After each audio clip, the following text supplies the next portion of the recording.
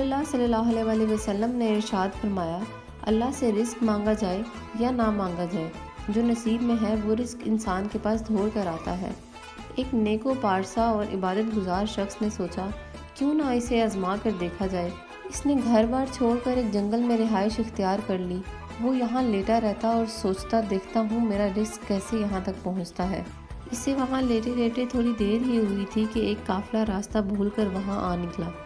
قافلے والوں نے اسے دیکھا کہ ایک تنہا شخص پہاڑی کے دامن میں بے سود لیٹا ہوا ہے۔ نہ اسے جنگلی درندوں کا ڈر ہے نہ کوئی اور خوف ہے۔ انہیں خیال گزرا معلوم نہیں یہ شخص زندہ بھی ہے یا نہیں۔ اس کے قریب گئے اور اسے جھنجھوڑ کر پوچھا، اے بندہ خدا، تو کون ہے اور یہاں اس ویرانے میں کیا کر رہا ہے؟ وہ خاموش رہا۔ تو قافلے کے لوگوں نے سوچا اس کا یہ حال یقیناً بھوک پیاس سے ہوا ہوگا۔ انہوں نے اس کے کھانے پینے کا انتظام کیا۔ ایک شخص نے اسے اپنے ہاتھ سے کھانا کھلانے کی کوشش کی تو اس نے منہ بند کر لیا۔ وہ تو دراصل یہ جاننا چاہتا تھا کہ رزق کس طرح دوڑ کر انسان کے پاس آتا ہے۔ قافلے والے اسے کھانا کھلانے میں ناکام ہوئے تو ان میں سے ایک شخص نے مشورہ دیا کہ چھڑی سے اس کا منہ کھولا جائے تاکہ اسے کھانا کھلایا جا سکے۔